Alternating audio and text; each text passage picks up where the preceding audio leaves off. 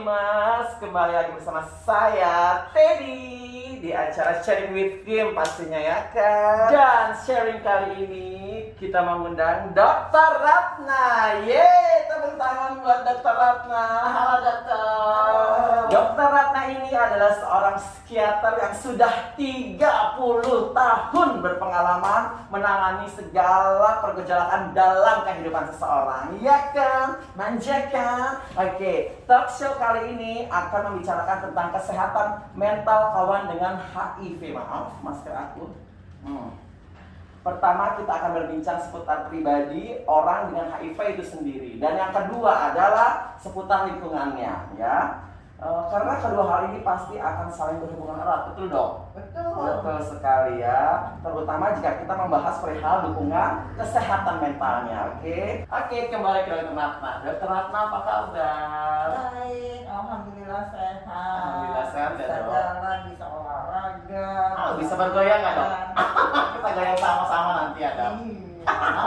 Nah dokter, yang mau aku tanyakan adalah diagnosa HIV positif seringkali menjadi kabar paling buruk bagi seseorang setelah dia mendapatkan kabar bahwa dia tuh terinfeksi virus tersebut ya dok ya. Apa yang harus dipahami jika kita berada posisi seperti itu dok? Ya, bukan hanya HIV, Iya. COVID juga. Kalau kita dikasih tahu, kamu COVID, apa yang terjadi? Ya aku kecewa, aku takut, aku pokoknya segala macam deh. Iya, Dalam jadi bentuk itu. memang pertama kali mendengar kabar buruk, setiap orang akan mengalami shock. Shock pastinya. Kok saya nih? Gitu kan? Nah. Dalam hal shock itu kita kayaknya nggak bisa ngomong apa-apa, kayak kena sengat listrik terus diem. Sesudah itu kita akan marah. Kenapa kok saya? Kalau saya, kenapa yang kena gitu ya dok Kenapa ya? bukan yang lain? Iya, betul. Aku kan bersih. Kemana-mana cuci tangan, pakai masker, kok kena COVID juga. Betul. Dengan HIV juga gitu. Kita jadi marah. Kenapa saya kena? Teman saya banyak kok yang begitu-begitu, kok nggak kena? Sesudah saya marah, biasanya saya mulai berpikir, benar nggak ya? Ada salah saya atau enggak ya? Atau sebetulnya orang lain juga ada salahnya, kenapa saya ya? Jadi antara marah dan mulai menawar itu masih gonjang-ganjing gitu ya. Terus saya sedih. Iya ya, kok yang kena saya ya? Ya sudah, saya sudah kena, mati aja kali ya. Tapi hidup itu menyenangkan ya. Kalau mati saya nggak tahu, karena saya belum pernah mati, jadi nggak tahu di sana ada apa. Yang sudah saya tahu itu hidup itu menyenangkan. Lalu saya sedih, depresi, menarik diri, nggak mau gaul sama orang, nggak mau ketemu orang, tidur susah, makan juga susah, Gelisah. rasanya nggak nyaman gitu ya.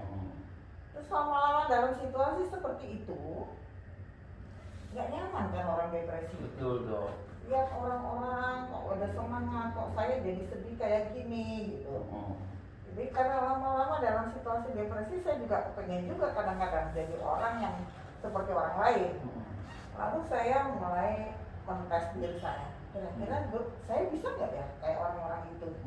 Saya coba hidup seperti orang itu dengan menerima keadaan ini. Nah proses dari saya kena shock tadi, marah, sampai saya mulai menawar, masuk depresi, menawar lagi, terus saya bisa keluar dari depresi saya. Itu tergantung pada kepribadian masing-masing. Betul benar sekali. Bukan hanya kepribadian, tapi juga dukungan. Dukungan dari teman-teman dekat atau keluarga juga ya dok. Dukungan dari orang yang kita percaya. Nah kalau orang yang kita percaya pergi dari kita, kita merasa makin iya ya. Karena saya sakit, orang nggak mau sama saya. Kalau depresi, tapi kalau semua orang mendukung, oke, ayo, kamu perlu apa? Nah, kalau kamu perlu ke dokter, kita antar. Kalau kamu perlu tes, kita antar. Kalau kamu perlu, kita temenin deh. Nah itu kita jadi semangat, maka kita menjadi dapat menerima diri sendiri. Oh begitu. Jadi lebih harus menerima ke diri sendiri. Iya. Gitu. Dan introspeksi juga serta dukungan dari teman-teman juga ya dok. Iya. Oke.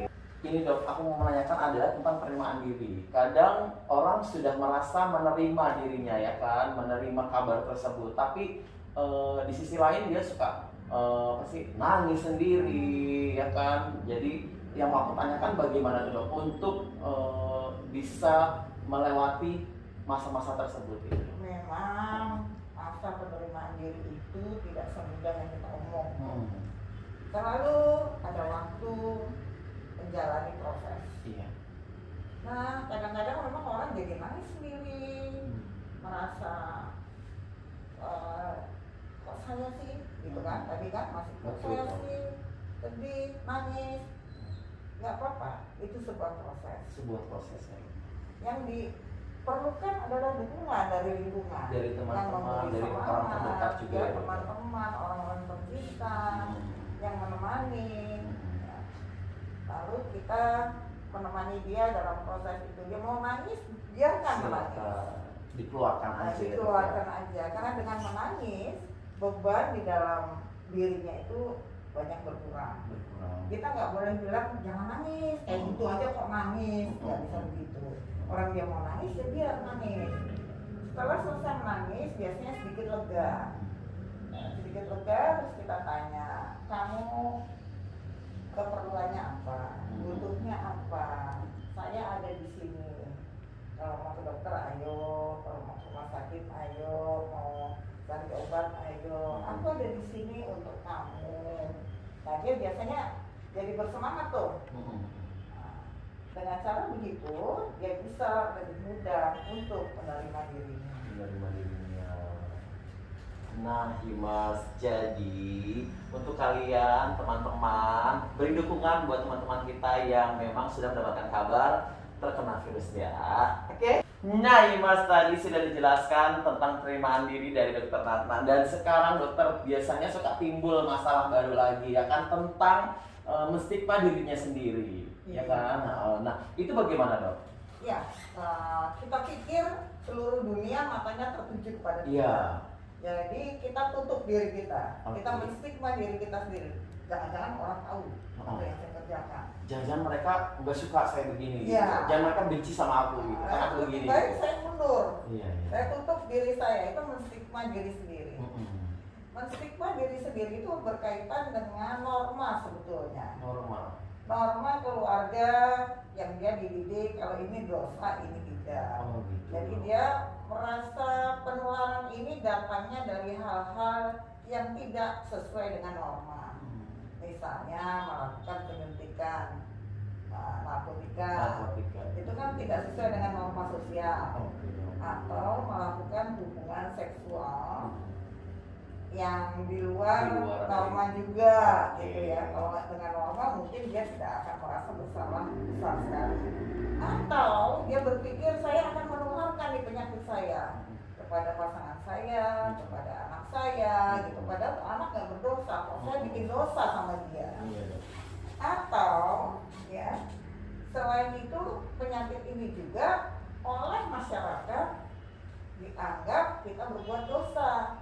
Jadi selain stigma diri sendiri, dari normanya sendiri juga norma orang lain ya di sekitar kita, sehingga kita merasa nggak pantas deh aku bergaul lagi di luar karena saya berdosa, saya kotor, saya menularkan. Udah gitu kalau saya dapat obat, saya kan minumnya tiap hari. Iya. Nanti orang bilang apa kalau saya minum obat tiap hari? Ketahuan juga, ya dok. Ini sakit apa sih kok tiap hari kamu minum? Oh ini vitamin. Nah nanti kalau bilang vitamin gitu temennya bilang bagi dong vitaminnya. Iya, kita nggak ya. mikir Vitamin apa gitu ya. Iya, gitu deh. Tentang stigma diri sendiri dengan menyalahkan diri sendiri itu sama nggak sih dok? Iya sama aja. Sama stigma diri sendiri dengan menyalahkan diri sendiri. Iya. Itu sama aja ya, oke. Aduh, ini semua salah aku. Gara-gara aku, pokoknya semuanya salah aku. Aku kotor, aku curang. Ini semua salah aku. Nah dokter, itu adalah acting aku ya dok ya. Jangan terpancing ya teman-teman Himas. Nah dokter, kadang teman-teman setelah mendapatkan kabar bahwa dirinya terinfeksi gitu ya, mendapatkan kabar buruk, mereka tuh suka menyalahkan diri sendiri gitu. kan, akulah yang begini, akulah yang begitu, semua gara-gara aku. Itu menurut dokter seperti gimana, dok? Memang karena kita merasa melanggar norma kan, Iya. dan manusia selalu ingin seperti orang luar kan, Orang umumnya, seperti gitu ya. pada umumnya ingin sesuai norma. Nah sekarang kita melanggar norma, lalu kita mendapatkan hadiah dari pelanggaran itu berupa infeksi tadi ya. Jadi kita merasa kita kontra sama norma itu ya. Jadi kita menstigma diri sendiri. Kenapa? Karena saya kalau keluar itu orang tahu saya mempunyai infeksi yang tidak disukai orang banyak. Jadi saya lebih baik nggak usah keluar. Saya merasa berdosa, saya merasa bersalah. Nanti saya ngelari anak saya ngelari pasangan saya. Padahal mereka tidak tahu apa-apa tentang diri saya. Nah, itu namanya menstigma diri sendiri. Jadi menstigma diri sendiri itu Dan menyalahkan diri sendiri juga. menyalahkan diri sendiri, mengisolasi diri sendiri, itu akan membuat kita makin jauh dari Pertolongan sama teman-teman dan orang terdekat kita ya, dok ya. Iya. Gitu. Jadi lebih baik kita membuka diri atau gimana? Lebih baik begitu. Membuka diri sama orang yang kita percaya atau orang yang benar-benar dekat dengan kita itu. Betul. Gitu. Nah, Himers, jangan menutup diri ya. Jadi kita harus percayakan kepada satu orang tentang siapa kita dan bagaimana kita. Oke, selanjutnya jalan.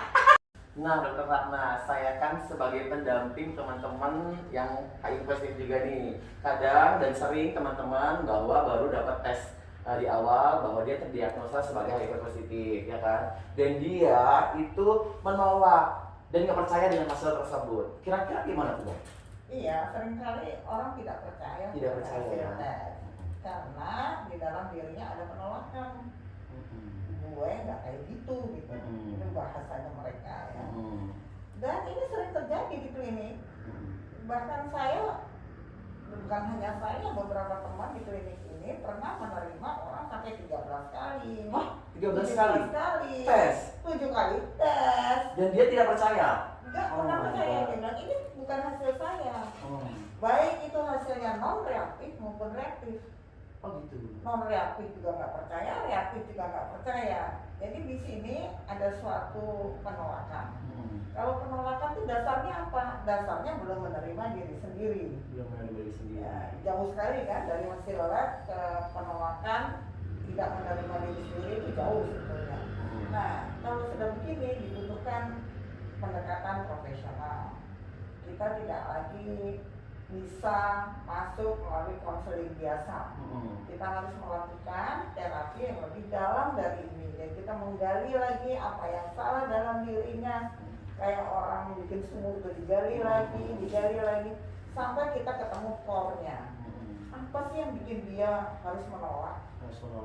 Biasanya adalah perasaan bersalah. Kenapa sih kok jadi saya? Kenapa saya sembrono? Kenapa saya tidak melindungi diri saya dan melindungi orang yang bersama saya? Jadi perasaan bersalah seringkali merupakan dasar daripada ketidakpercayaan akan hasil tes.